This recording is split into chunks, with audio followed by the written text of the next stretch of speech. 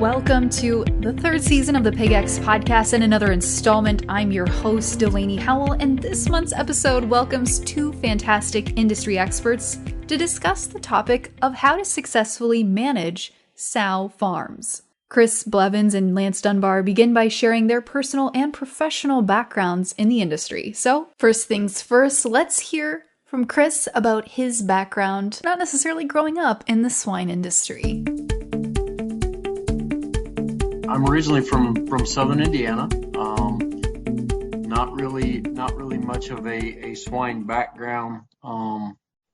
It just kind of one of those deals that fell in my lap. At the time, Country Mart Co-op had partnered up there in Indiana with other smaller co-ops, and they were building barns. And there at home, my uncle built a set of finishing barns. It kind of intrigued me, and it just kind of went from there. I started doing it as a job that summer, and kind of by that fall, it was something that became pretty permanent, and that's kind of how it all started. And that would have been back in the fall of '95. Thanks so much, Chris, for sharing your background. Lance, let's turn it over to you. I didn't grow up in necessarily swine industry. We did have some, horses and chickens, and I was in FFA and all those things as a young man. But more than anything, in high school, started working on a small sow farm at that time, about a 600 sow farm.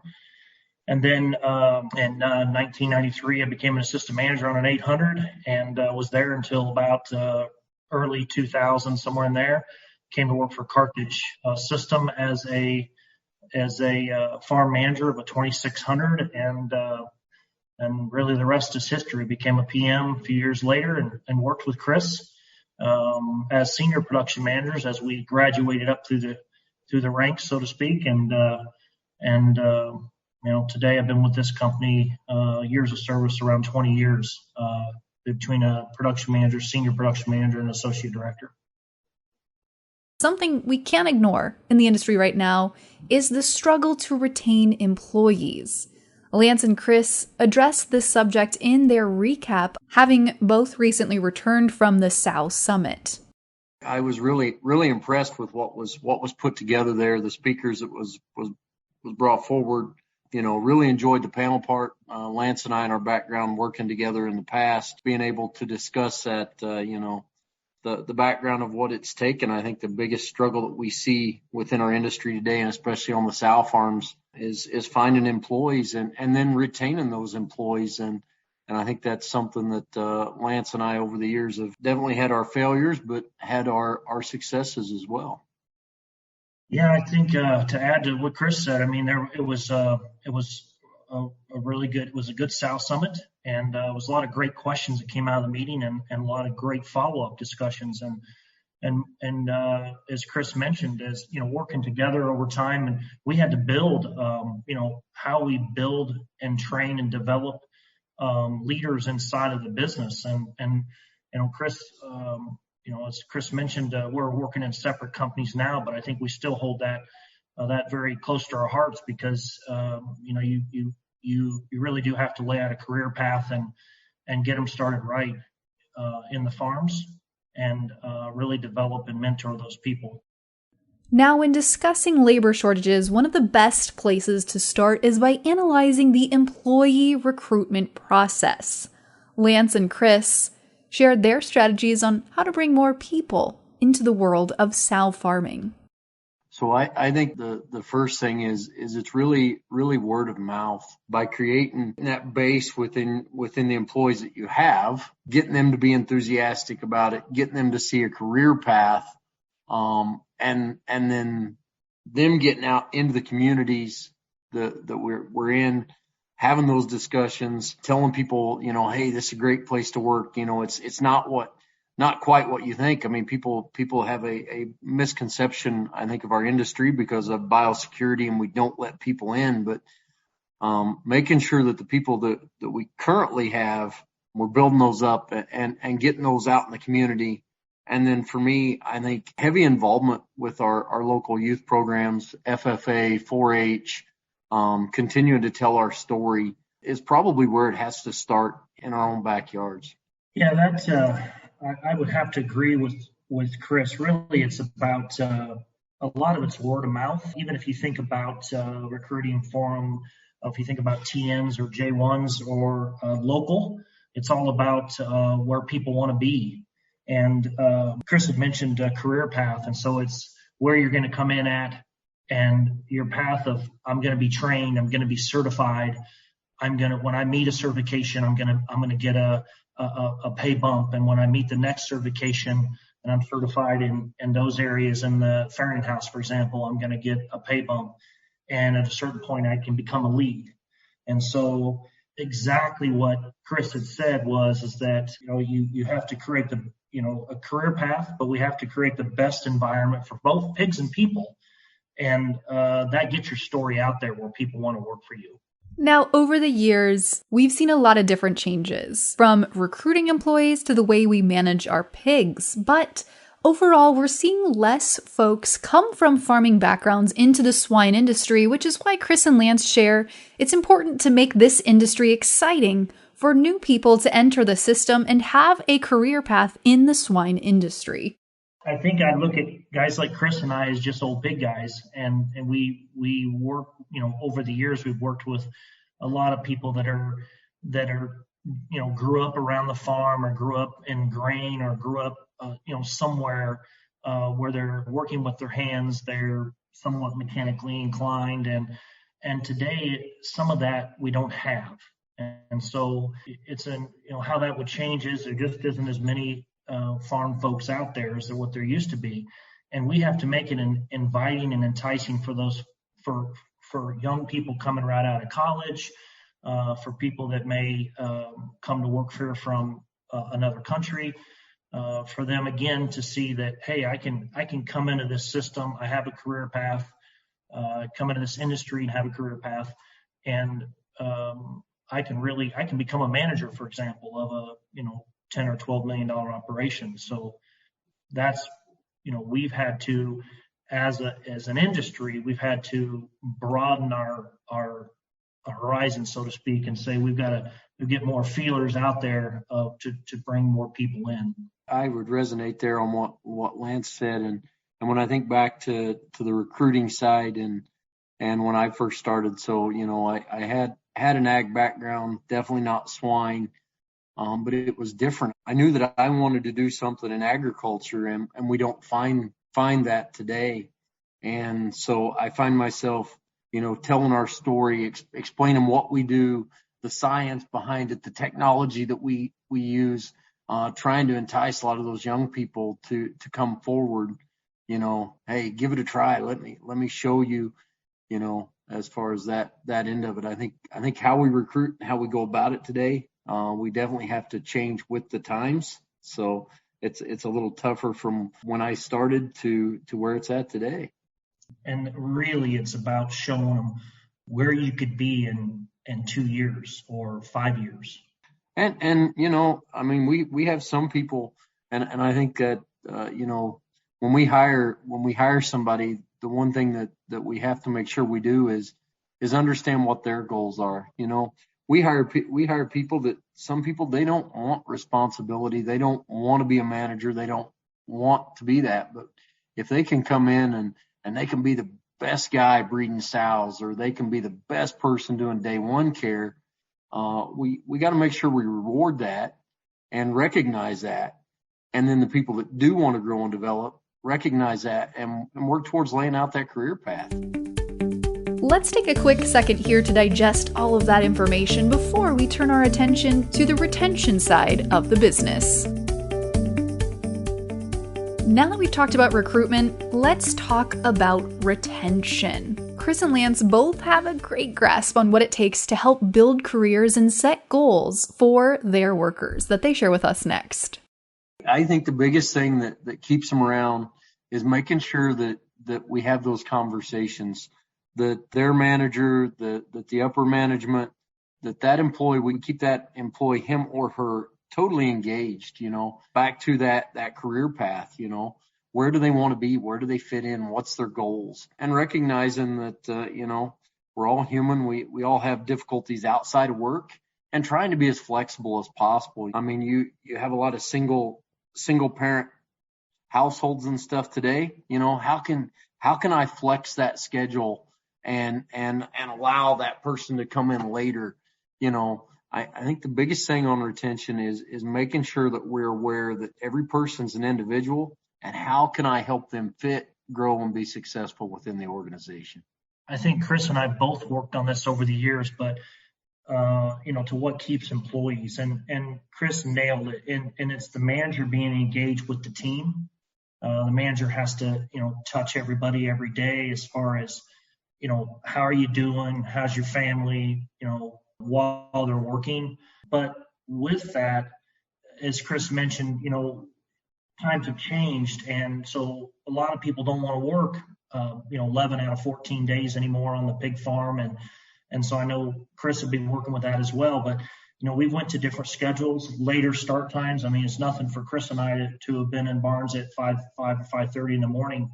But more, we've flexed those schedules, and we went to a lot of farms. We went to a 5-2 schedule where they only work 5 days and they're off 2. They work 5. They may not be the Saturday, Sunday, but they're not working as many straight days. We've learned to flex and move our schedules to still take care of animals, and to make sure that the environment and air and water is all there.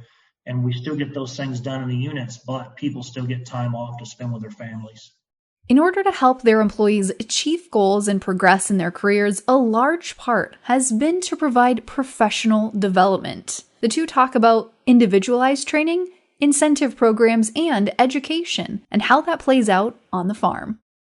As we evolve, it used to be Chris and I may tell somebody in the units, this is what we need to get accomplished, and this is what we need to get done in a certain time frame, and a bulk of the time that would get done. But as times have moved here, as we've moved along, especially with the younger generation, we have to really lay out, as Chris mentioned earlier, the reason why we do the things, why it's so important, and we have to make it really simple. And so when we think about SOPs and units, and I know Chris can really hone into this as well, we sometimes make SOPs so wide they just get lost.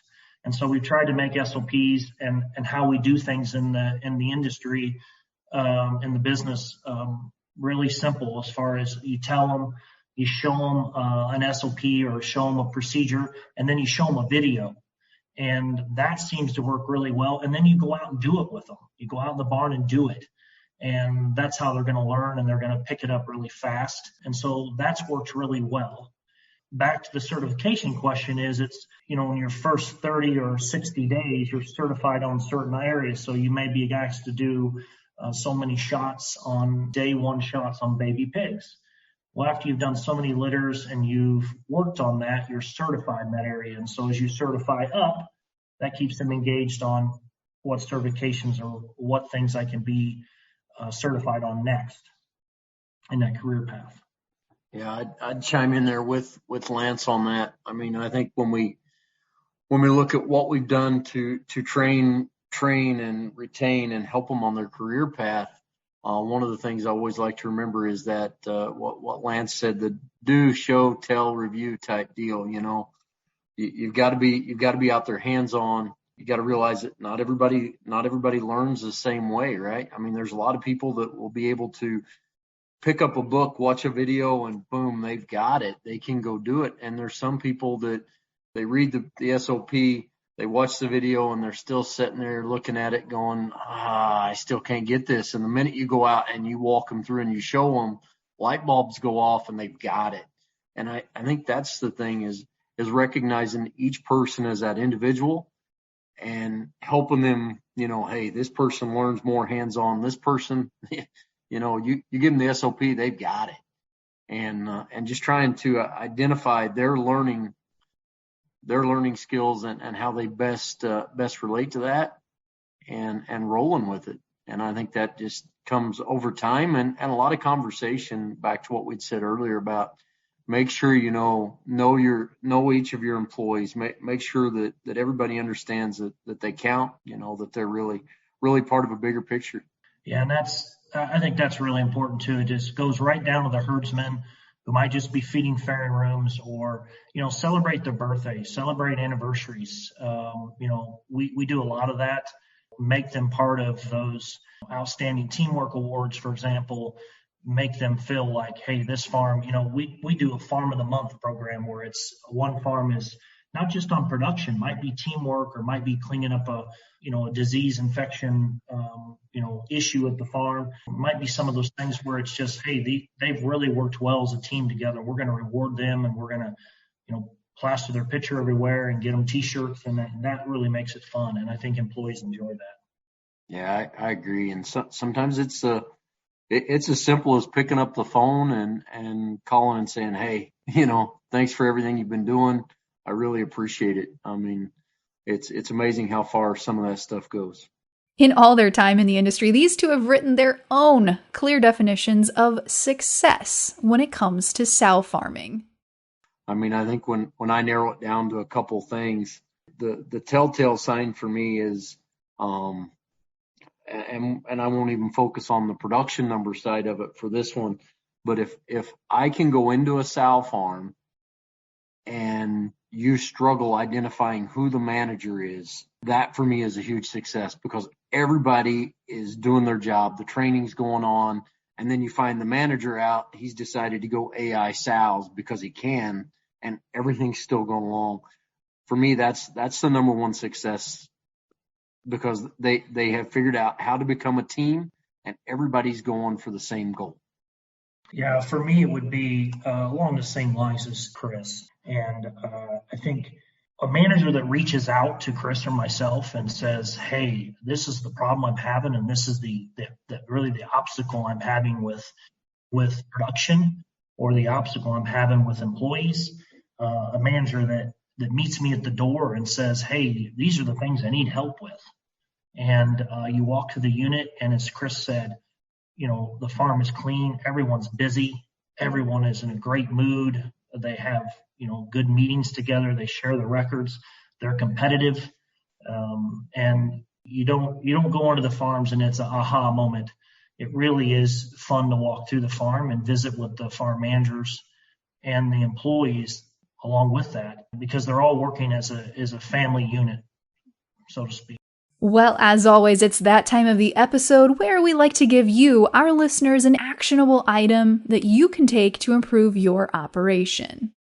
Oh, I think the action items that I'd walk away with would be just make sure from the time you get new employees or even some that have had previous experience in the past, first, make sure they have a very good understanding of what their career path is. Make sure they know that they're appreciated.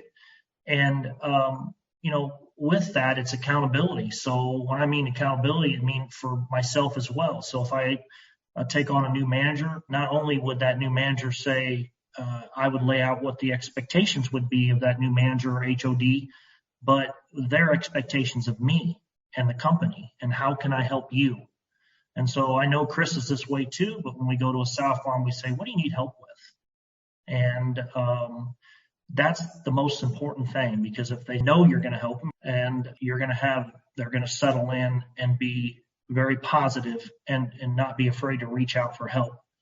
I think the other thing along with that is for just employees in general is make sure that you have a career path. Make sure that you're saying this is where you can go if you meet these certifications. This is where you can be in 90 days, a year from now, 2 years from now. And also identify leaders in your units and say, can this be the next future leader, whether it's a lead or an HOD or a farm manager, and put them in some kind of a program to develop them and get them the training they need to take the next step. Yeah, I agree with that 100%, Lance. Two things I chime in here on is, as the manager, as the head of a department, the one thing that you have to remember is everybody feeds off of your actions and reactions. So If you're always the doom and gloom manager or everything's always terrible, your crew's going to follow that. Sometimes as managers, you know, regardless of what's going on, you gotta put on the smile. You gotta be positive and go knock it out. And what you'll find is your people will follow your lead. They will follow 100%. They would much rather follow somebody that comes in and goes, let's get this. And that would be the one thing that I think, I mean, regardless of the situation or what's going on, as that manager, you have to walk through the door and be the positive person that says we're going to get this done, you know, today, and we're all going to do it together, and we're part of a bigger picture.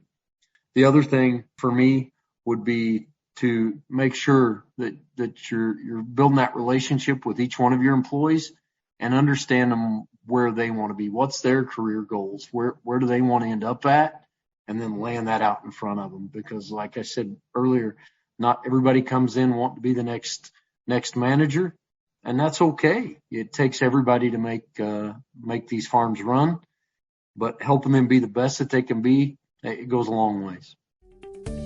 What a fantastic start here to Season 3 of the PigX podcast. If you enjoyed this episode and want to hear more about ways to improve your swine operation, be sure to hit subscribe, rate, and review us on whatever platform you consume podcasts. And of course, tune back in next month as we continue to talk about hot topics in the swine industry. Until next time, I'm Delaney Howell, and this has been the PigX Podcast. PigX is a national podcast hosted by the Pig Livability Project partners at Iowa State University, Kansas State University, and Purdue, and supported by the Iowa Pork Industry Center. For more information on the project, head to www.piglivability.org, or to inquire directly with questions regarding the project, email ipic@iastate.edu. PigX. Ideas in the swine industry worth sharing.